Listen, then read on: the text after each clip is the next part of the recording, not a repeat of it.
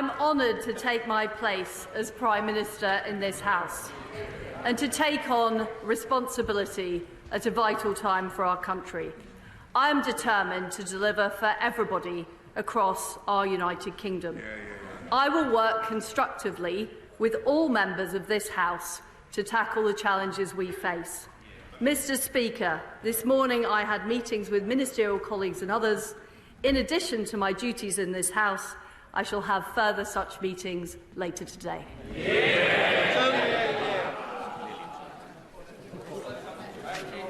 Thank you, Mr. Speaker. Can I warmly welcome the Prime Minister to her place? It's her first PMQ and it's also mine. In a leaked audio tape, the Prime Minister is heard saying that British workers need to put in more graft and that they are lacking in skill and application. She also wants to take away their basic workers' rights.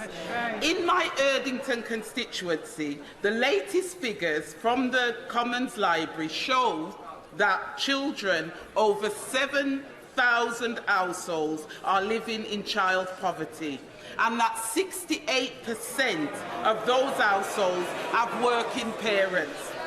So does the Prime Minister believe that thousands of working parents on low income in my community should just put in more graft? Well, I congratulate the Honourable Lady on her first Prime Minister's question. And what I am determined to do as Prime Minister is to make sure we have an economy with high wages and high-skilled jobs. And the way I will achieve that is through reducing taxes on people across our country and boosting economic growth. That is the way that we will make sure we get the investment and the jobs that people deserve. I want to warmly congratulate my right honourable friend on becoming the third woman Prime Minister.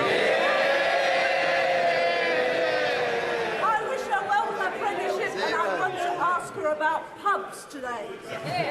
A pub restaurant in my constituency in Barnet got in touch with me to say they were struggling to find an energy supplier, and the quotes they had got hold of showed that they would be paying a 600% increase in their bill to £320,000.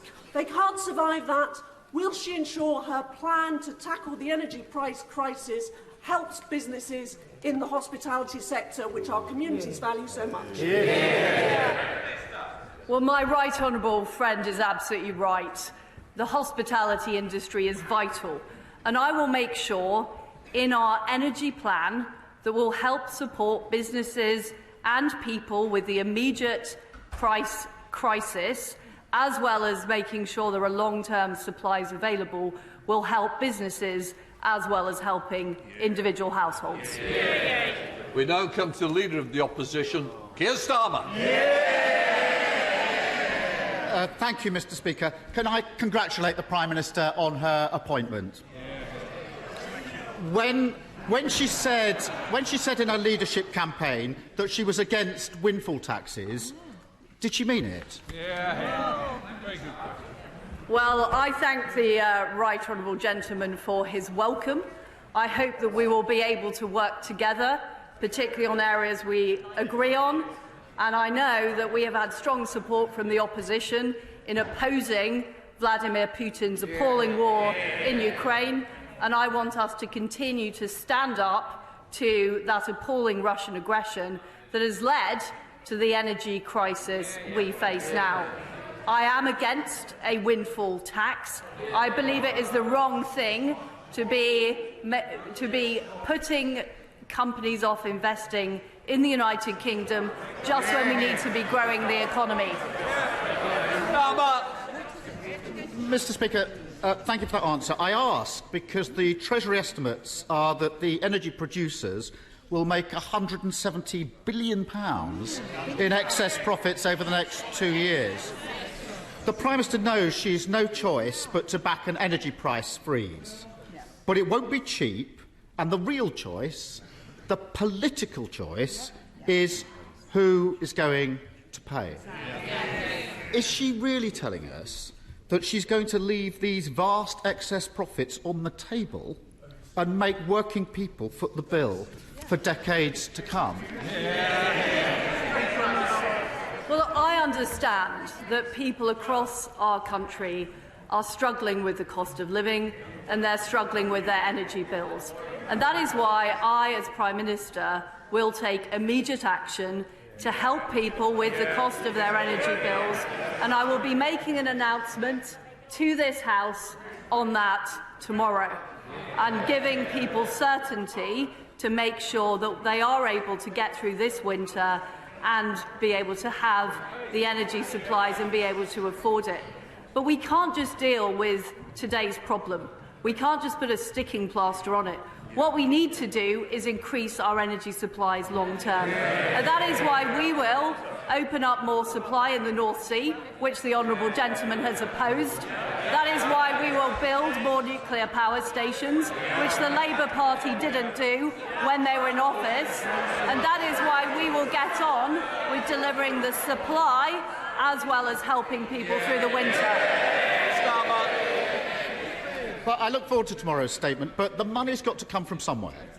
And she knows that every single pound in excess profits she chooses not to tax is an extra pound on borrowing that working people will be forced to pay back for decades to come. More borrowing than is needed. That's the true cost of her choice to protect oil and gas profits, isn't it? Mr. Speaker, the reality is that this country will not be able to tax its way to growth. The way we will grow our economy is by attracting investment, keeping taxes low, delivering the reforms to build projects quicker. That is the way that we will create jobs and opportunities across our country. Keir Starmer.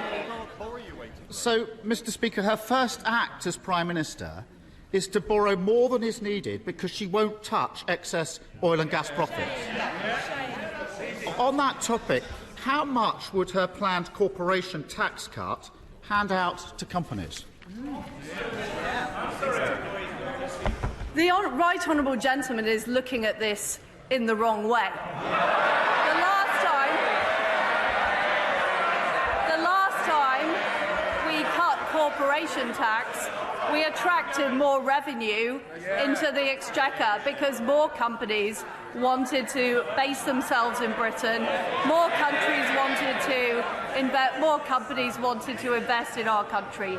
And if taxes are put up and raised to the same level as France, which is what the current proposal is, and which I will change as Prime Minister, that will put off investors, it will put off those companies investing in our economy, and ultimately that will mean fewer jobs, less growth and less opportunities across our country.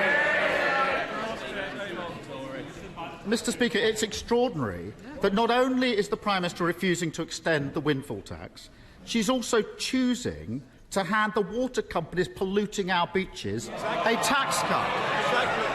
She's choosing to hand the banks a tax cut.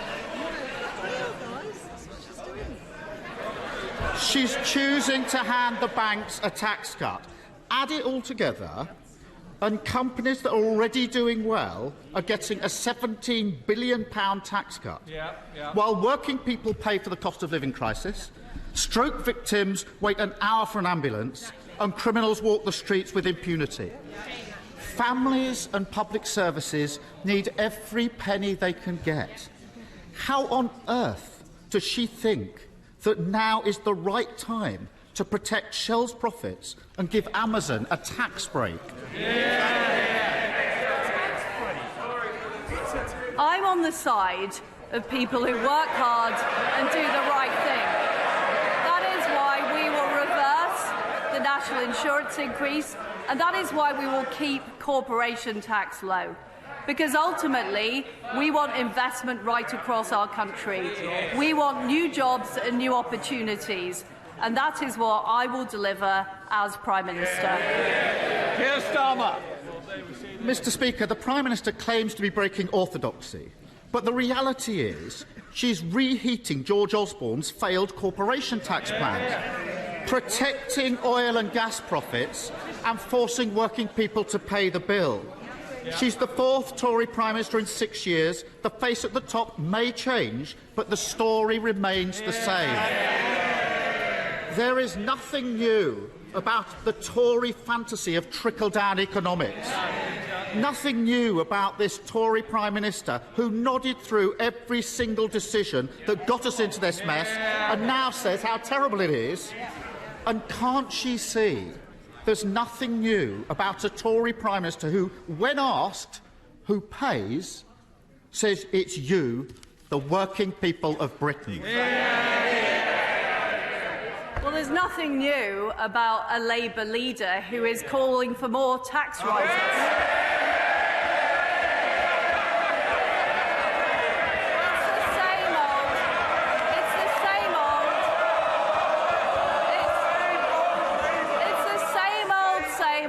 Tax and spend. What I'm about is about reducing taxes, getting our economy growing, getting investment, getting new jobs for people right across the country. I'm afraid to say the right honourable gentleman doesn't understand aspiration. He doesn't understand opportunity. He doesn't understand that people want to keep more of their own money. And that is what I will deliver as Prime Minister.